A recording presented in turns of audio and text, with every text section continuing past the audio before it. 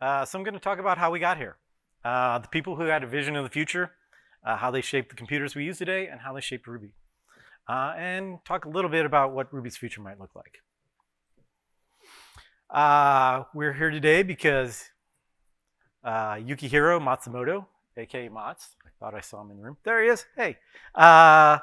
He was inspired to write a programming language. And his goal was programmer happiness, joy, and productivity. He was influenced by Perl, Smalltalk, Eiffel, Ada, and Lisp. And I'm going to focus mostly on Smalltalk because it had the biggest influence on Ruby. My story actually starts in 1968, December 9th to be specific. Something they later called the mother of all demos. It was in San Francisco at a joint computer conference, hardware and software. There were about 2,000 attendees. And the main presenter was Douglas Engelbart.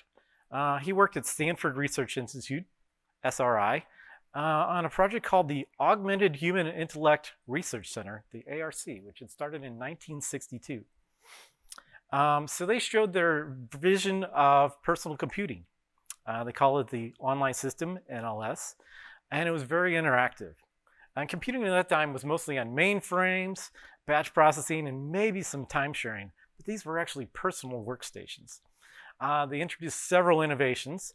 The mouse, which they had invented in 1963. That thing on the left is a key quarter. You can actually hit any combination of the 5 keys at a time. That one didn't turn out to be very popular. And they used it mostly for like commands, like keyboard shortcut type of things. Networking. They mentioned that ARPANET is coming next year, probably. Video conference. They actually had video conferencing going on. And they had a full screen interactive editor with copy and paste, collaborative editing. That was pretty amazing. And a shared screen. There were even multiple mouse cursors between like 35 miles away, 2 people communicating 35 miles away. And hyperlinks. They were clicking all through these hyperlinks and going back and forth. I highly recommend watching the video.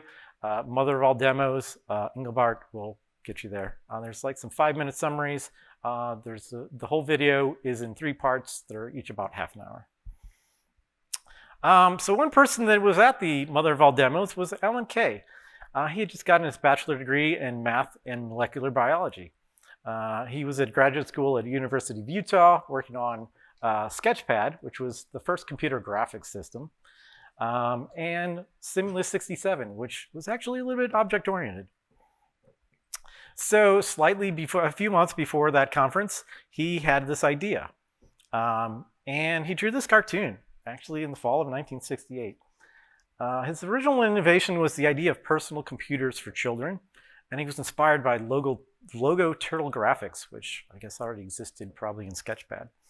And if you see, he drew up it's a tablet with a keyboard.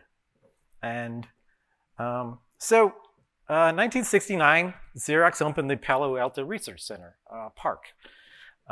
That's in Silicon Valley, and Alan Kay joined them in 1970.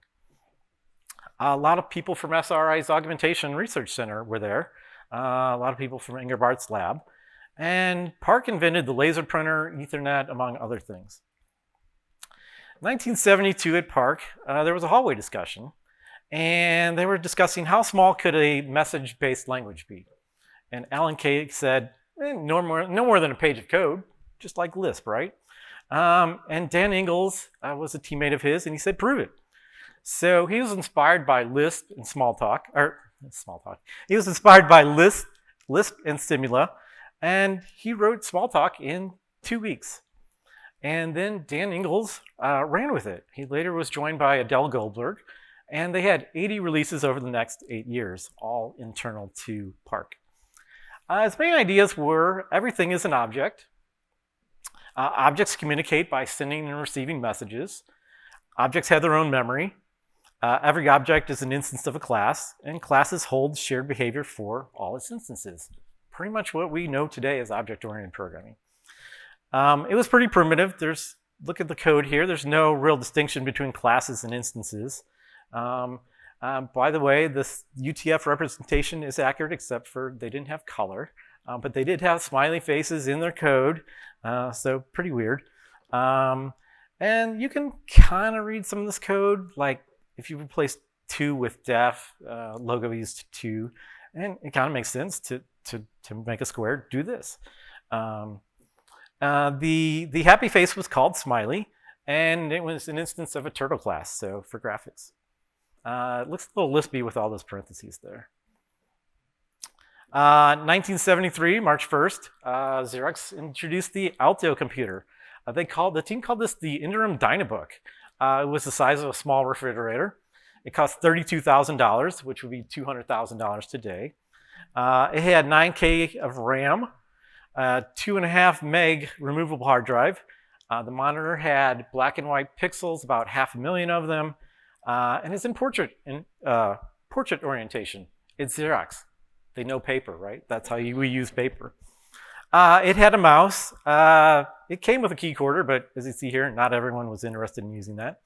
And it had a GUI with overlapping windows, icons, menus, pointers, and it had the first WYSIWYG editor. What you see is what you get. It was called Bravo. It was written by Charles Simoni, who later went on to write Microsoft Word. So Dan Ingalls kept improving on Smalltalk, and this was Smalltalk 76. It was 200 times faster than Smalltalk 72. It introduced blocks and keyword arguments, and it's starting to look a little like modern Smalltalk. Smalltalk 80 was the first public release. And if you see there, I've got select, collect, and inject, which are methods that Ruby actually has those, except we call them, I think we call them select still. Collect would be map, and inject would be reduce. August 1981, Byte magazine had a special issue dedicated to Smalltalk. It had 13 articles in the issue about Smalltalk and object-oriented programming. Quote here, a large number of the personal computers of tomorrow will be designed with the knowledge gained from the development of the Alto, but you probably won't be able to buy one. The first Smalltalk book came out in 1983 by Adele Goldberg. So Steve Jobs and Apple folks had visited PARC in 1979 a couple times. They paid Xerox in Apple stock options. Jobs was enamored with the GUI. He was shown Smalltalk 76, networking, and the mouse-driven GUI. What you see is what you get. He just paid attention to the GUI. He was just blown away with it, right? So that inspired the Lisa and the Macintosh. Jobs later said Xerox could have owned the entire computer industry. They could have been the IBM of the 90s. They could have been the Microsoft of the 90s. And in 1984, Alan Kay joined Apple. 1991, Perl 4 came out, written by Larry Wall.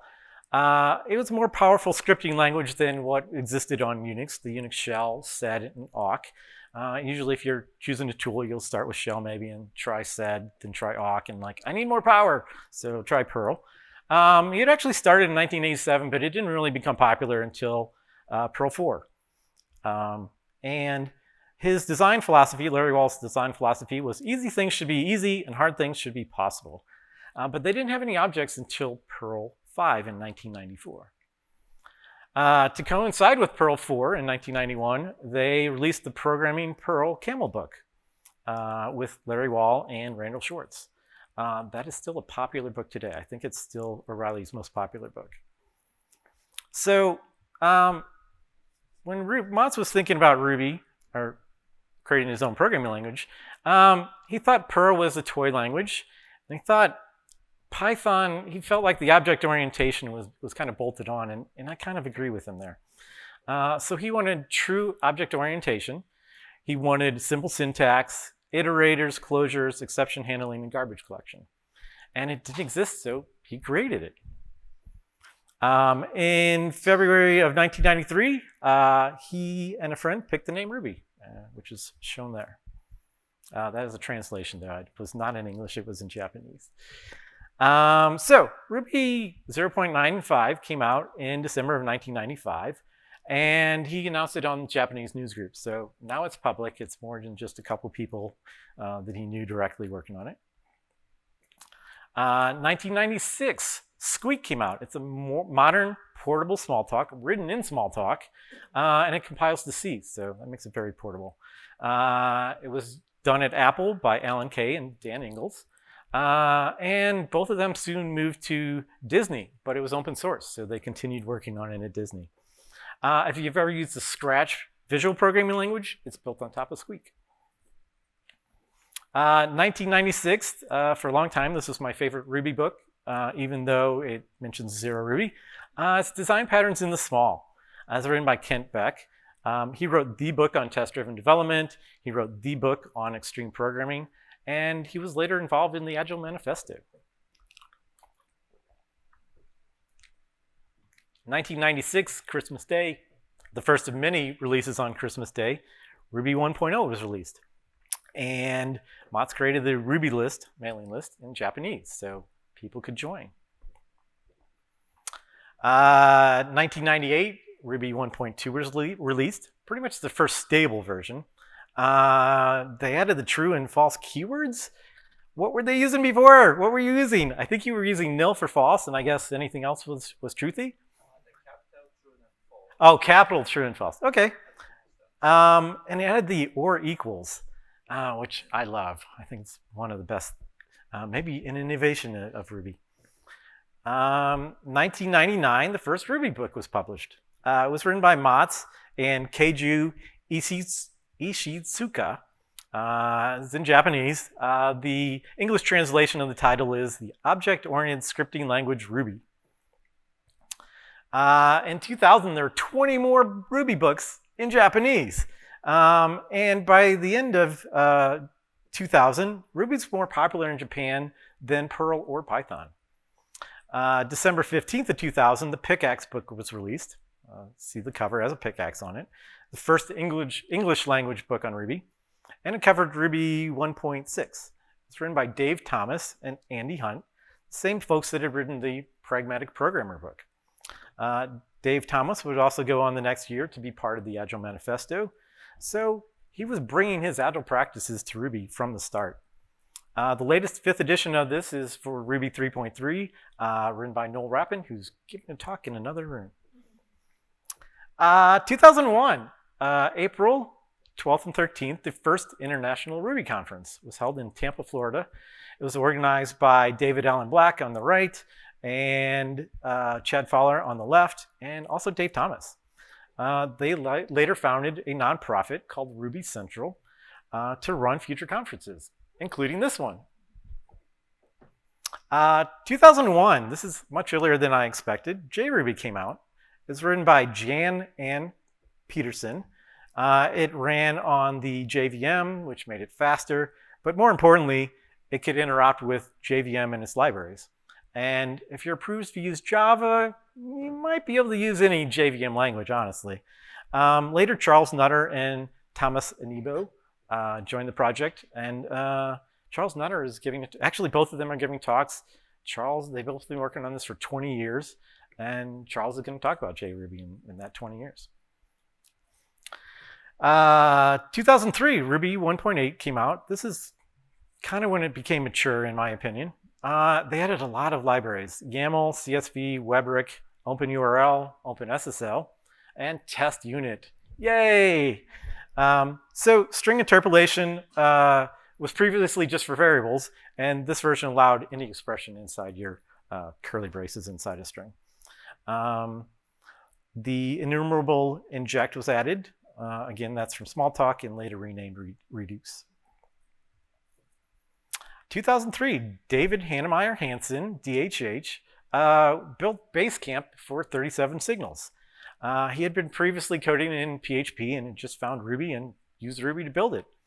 And he extracted the MVC web framework from Basecamp and released that in July of 2004. Ruby on Rails, first release. He marketed it really well. He had a 15-minute video building a blog app. And he was really fast with his text editor. He was using TextMate. He was blazingly fast at it. And people were like, how's he doing this so fast? It almost looked like he was cheating, but he was just really good with his editor. And this was Ruby's killer app, and it still is today, right? It was a big reduction in code versus Java web frameworks at the time. It used DSLs in metaprogramming to save a lot of code. And he uses convention over configuration.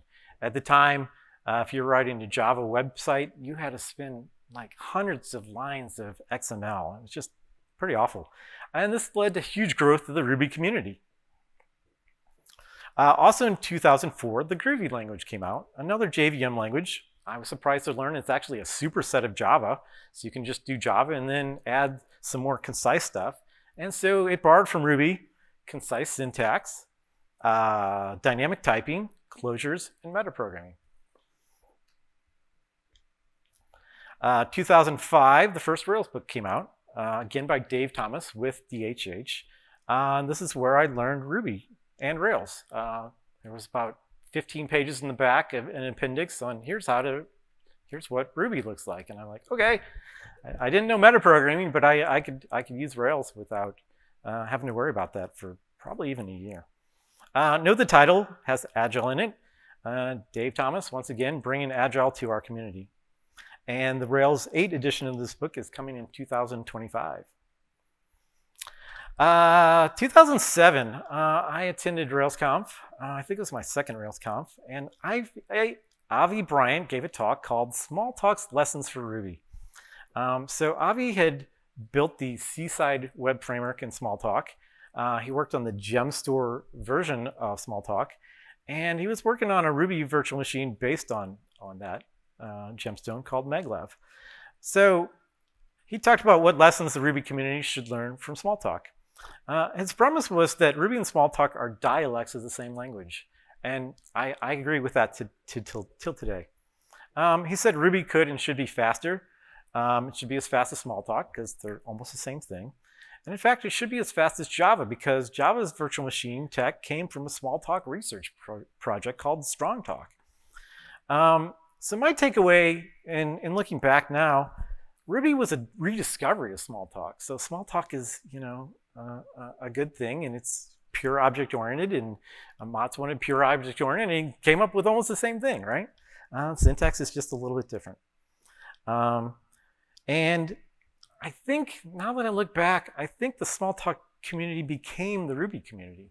And so that played a large part, I think, in the way our community works. 2007, Ruby 1.9 came out. This was 3 years after Ruby 1.8. The longest between major releases. It included Yarv, yet another Ruby VM, which is faster. Stabby lambdas, nice little shorthand. Hash colons. So before this, you had to use hash rockets, which is the equal greater than. And there was even a company, I think it still exists today, called HashRocket, a Ruby company. All right, they do. So this is a compatibility nightmare, though. Gems didn't work with each other. I think there was even an ABI change between 1.90 and 1.91. I think that's what provoked Bundler. And it took till 2011 to release 1.9.3, which finally had stability. And we used 1.9.3 quite a while. 2008, fork of Squeak called Pharaoh was released. Their goal is to revisit the design of Smalltalk and enhance it. So this is probably the most modern version of Smalltalk. And it's based on an open Smalltalk VM that is shared between several other Smalltalks. 2008, Rubinius was released by Evan Phoenix, mostly written in Ruby, while MRI, Matz's Ruby interpreter, was mostly C. Looked promising, but it's now been abandoned. Josie Vilim in 2012 released Elixir, a functional programming language built on the Erlang VM. He had been on the Rails core team, and he even had a book crafting Rails applications. So it's Erlang, but with cleaner syntax, mostly borrowed from Ruby. It scales very well from embedded devices to large clusters, distributed systems. It'll run 1 million threads on a 16-core machine. Because it's built on Erlang, it's got great fault tolerance as well. Truffle Ruby came out in 2013. It's a fork of JRuby on the Graal JIT and virtual machine. Those are also from Oracle, just like the normal JVM, so I don't know what the difference is, and I don't know why they haven't combined yet. 2013, Ruby 2.0 and 2.1 came out. Since 2.1, every release has been yearly on Christmas Day. And they added a lot of refinements. Mods talked about those a little bit. And I didn't even know that we had rational literals with // 2014, Crystal language came out. It's effectively compiled Ruby. You lose some metaprogramming. You have to use macros instead. They're not as clean. It's typed, but you don't have to do a lot of type hinting. The main thing is if you have an empty array, you have to tell it an empty array of what kind of thing am I going to be putting in there. And does a great job of nil checking, so you don't have any nils at runtime error, or nil errors at runtime. Eliminates an entire class of bugs, which is awesome. And it's fast because it's compiled, and it has a pretty good community and libraries. I actually gave a talk on this at a local user group, I think in 2014, 2015. Rust came out in 2015. It's very fast, memory efficient, low level, embedded. It has the concept of a bar checker. So you own, only one thread can own a mutable variable. If you just went to the Raptors talk, that's kind of the problem with concurrency. So again, it's eliminating another whole class of bugs. And it borrowed a lot of things, of ideas from Ruby, and quite a few other languages. But a lot of Ruby developers went and started using Rust instead of C, at least. Ruby 2.3 came out with the safe navigation operator. Mods calls it the lonely operator because it looks like a person sitting and looking at the period. That was borrowed from Groovy, actually, as far as I understand. Groovy uses question mark period, but we have question marks at the end of variable names or method names, so that couldn't use it. One of my favorite things in Ruby, dig through nested arrays and hashes, and started the performance improvements. This is when the 3x3 performance goal was started, and I'll talk about that just a little bit more. The first JIT came with Ruby 2.6. mJIT was experimental. We also started including bundler with Ruby. We got some function composition operators, and then to chain methods like pipes in Unix shell, or that actually probably came more from Elixir. Elixir has a triangle operator for piping, and it can clean up your code, as you can see on the screen. Ruby 2.7 in 2019 added pattern matching, borrowed from Elixir with the case in. Who's using pattern matching? All right, about a third of the people, I think. And numbered block parameters. So you can use _1, so you don't have to give a name to your parameters in a block. And lots of internal cleanups. Ruby 3.0, the 3x3 performance improvements. The goal was to make Ruby 3.0 3 times faster than Ruby 2.0. And most of this was adding a just-in-time compiler. They also add the single-line method definition, which I'm really digging because most of my methods are one line, and I like to keep it that way. And that Raptors were introduced experimentally. Apparently, they're still working on that to make them really good. Static analysis, and one-line pattern matching.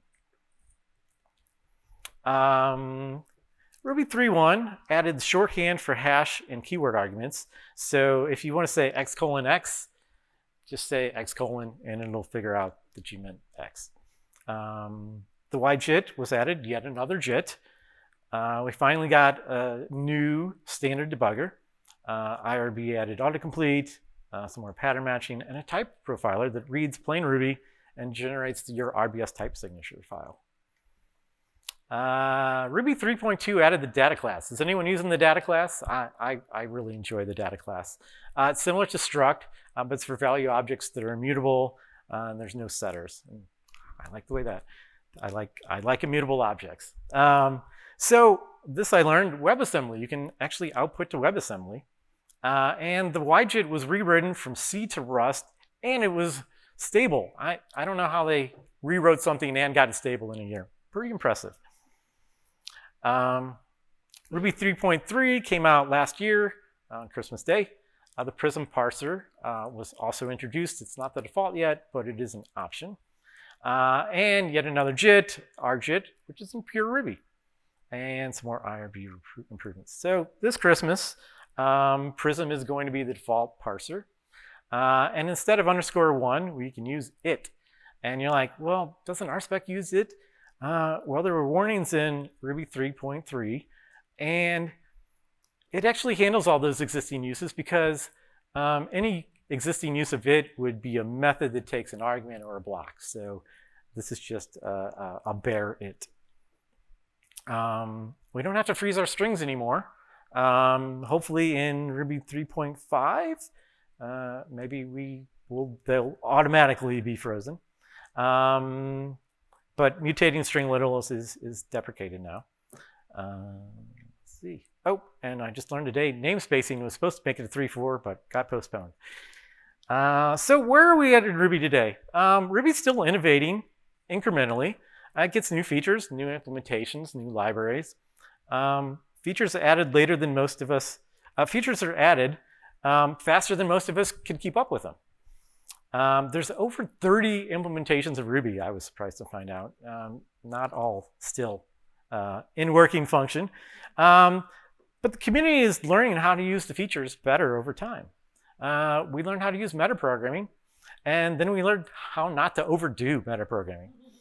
And I've seen that in the community as well as individuals. It's interesting. The community is still strong. We got RubyConf, RubyConf, regional conferences. And one of the things I wanted to answer for myself was, why did Smalltalk lose to C++? I don't think it did. I think the Ruby community became, the Smalltalk community became the Ruby community. And C++ and Ruby have the same number of conferences today. So Ruby has a lot of strengths. Motz's focus on developer happiness includes simplicity, readability, expressiveness, syntax that reads like pseudocode. The dynamic nature gives us fast feedback loop with no type annotations. I think it was just object-oriented and a little bit of FP at the right time. And Motz is nice, so we are nice. So Ruby's alive and well. It's generated probably $1 trillion of value in commercial companies, and it will continue to adapt. So I think it's got a pretty bright future. And a lot of Rubyists have worked in other languages, joined communities, and brought back their ideas to Ruby and taken Ruby's ideas to those other languages. So I highly recommend these talks for some great ideas for Ruby features. So go learn some other languages. It'll make you a better Ruby programmer. So let's help invent the future. Experiment with some language features, steal from other languages, add them to Ruby, find ways to help the Ruby maintainers, get involved in the community for an upcoming language or Ruby. You can shape their libraries and shape their tools. That's kind of fun. So have fun and find what brings you joy. Thank you.